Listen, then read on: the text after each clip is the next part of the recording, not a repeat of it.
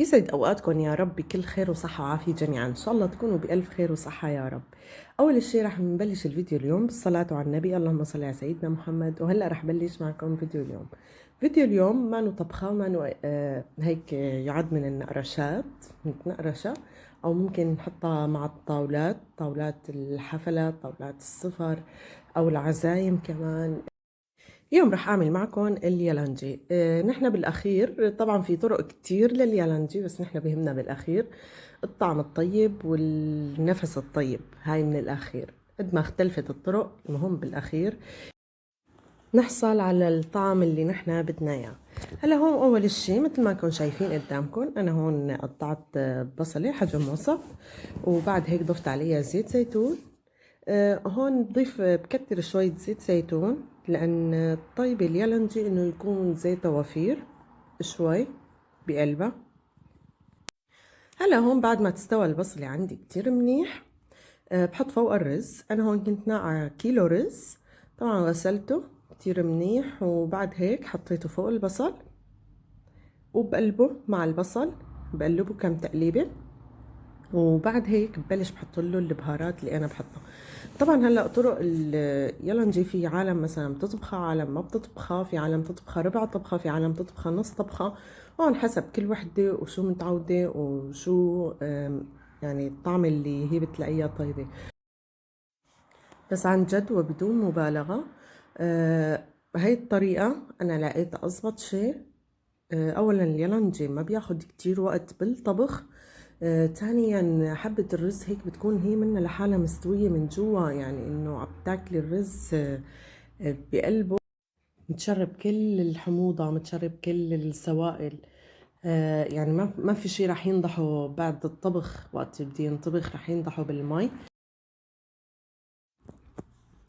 هلا هون جيت معكم على التوابل اللي رح حطها. انا اول شي حطيت ملح طبعا، وبعد هيك عم بحط هلا دبس فليفله. هون رح اهرس سنين 3 توم. فيكن التوم كمان تحطوه مع البصل، تحمسوه مع البصل، انا ما حطيته مع البصل. وهلا بيجي معكم لسر النكهة اللي هي القهوة. انا حطيت هون شي تقريبا معلقتين قهوة، معلقتين قهوة، 3 معالق. كمان ضفت لها معلقتين شاي. الشاي يمكن البعض يستغرب انه ليش عم نضيف الشاي. الشاي بتعطيها كتير طعم، مو طعم عفوا بتعطيها لون كتير حلو، بتعطيها لون عن جد كتير رائع. هلا هون بقلب بالمكونات كلياتها مع بعضها.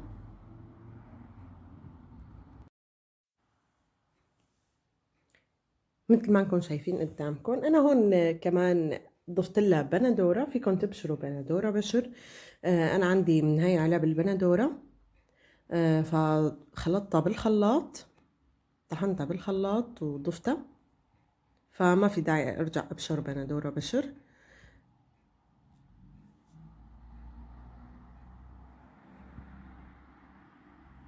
عن جد شوفوا على هاللون اللي صار عندي، لسه ما انطبخت. بشهي. كمان انا بحمضها، ما بحط لها ملح الليمون ابدا، دبس الرمان وبس. رجعت كمان ضفت لها شوية مي. هون دقت الحمض شوي، كان بدك الحقيقة حمض. أنا كنت جايبة نوعية دبس رمان الظاهر ما كتير حامضة، فضفت لها أكتر من مرة دبس رمان. هلأ هون عندي اليالنجي استوت تقريبا 3/4 السوي. حبة الرز يعني لسه عم تقرط، طفيت عليها وطبيت بعدها البقدونس. شوفوا على هاللون، بيشهي والله بيشهي، خاصة وقت نخلط معه اللون الأخضر البقدونس، عن جد كتير بشهي.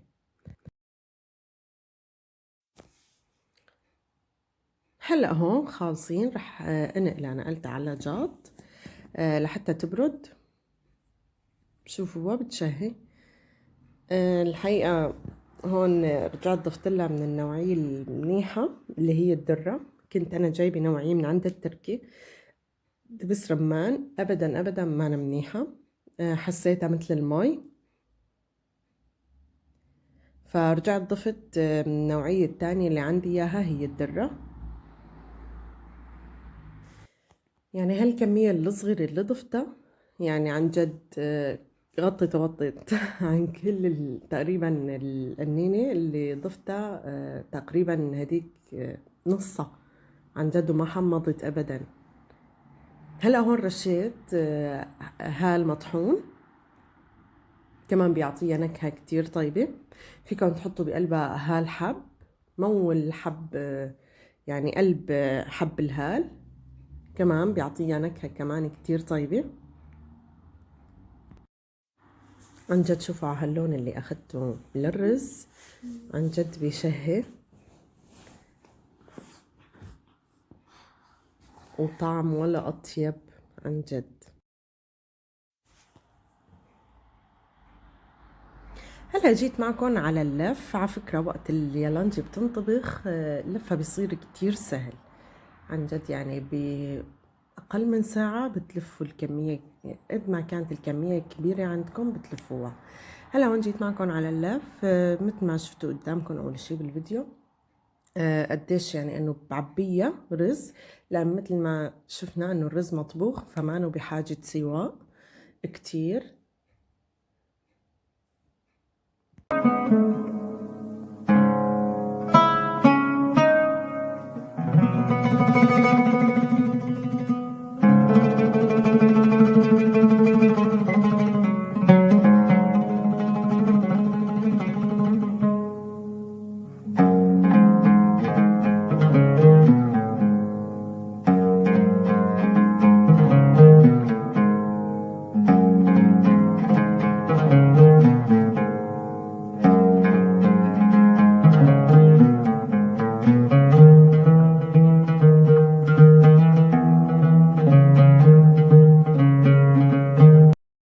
وهي هون هلا انا خلصت لف. بعد ما خلصت لف طبعا راح اصفها بالطنجرة، وبعد هيك على الطبخ.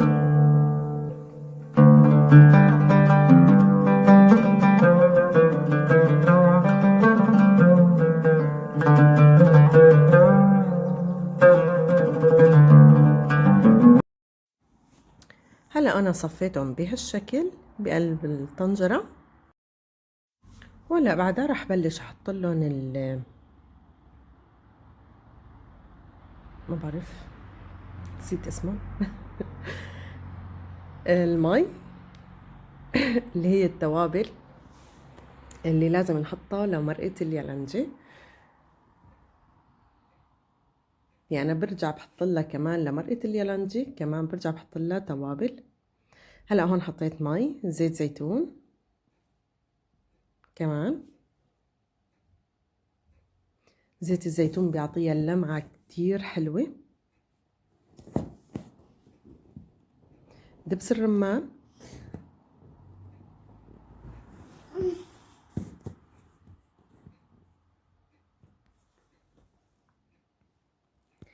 قهوة،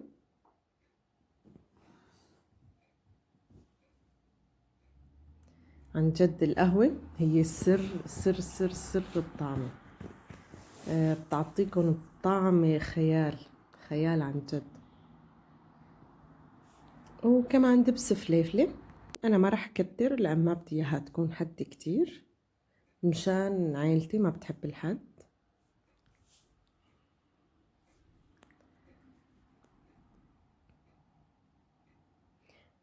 طبعا الملح كمان ما ننسى الملح.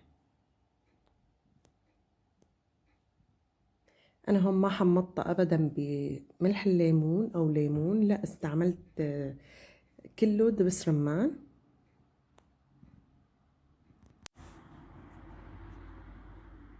هلا هون راح أحط لها توم، راح أشكل التوم، أهرس شوي وبقطع شوية توم. التوم بيعطيها كمان نكهة كتير طيبة،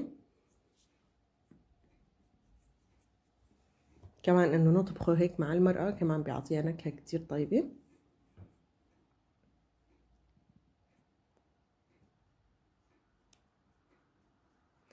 قلت لكم انا راح اهرس شوي وافرم هيك شوي، يعني بالسكين، يعني احط قطع. هلا هون جيت لحتى تقلها مثل ما انكم شايفين قدامكم، التتقيلة طلعت عندي اكبر من الطنجرة، فاستبدلتها حطيت صحن على وجهن، على وجه اليالنجي وفوقه مي، عبيت طنجرة عفوا فيها مي، فاتقلت معي على المزبوط. وهلا بعدين على الطبخ، صدقوني هلا ما بتاكل معكم وقت ابدا، يعني دوبة نص ساعة. يعني الورق عندنا اياه مستوي تقريبا. انا ما نقعت ونقع للورق، بس الورق هون بيجي ما بعرف كتير مستوي. وهيك بكون وصلت معكم لنهاية الفيديو. عن جد بشكركم من كل قلبي لكل حدا بيوصل معي للنهاية. إن شاء الله يكون الفيديو عجبكم. وبتمنى كمان اللي ما بيطبخها بهالطريقة يجرب مرة ولو وحدة يطبخها بهالطريقة، وإن شاء الله بتدعوا لي. ومن ابني الصغير بقولكم لا تنسى تحطوا لي اللايك وتفعيل زر الجرس. عن جد عم بيقول لي قولي لهم لا ينسوا يفعلوا لك زر الجرس ويحطوا لك لايك. ومني انا بقول لكم ما تنسوني من دعمكم، وما تنسوا تشيروا على القناه لمعارفكم واصدقائكم.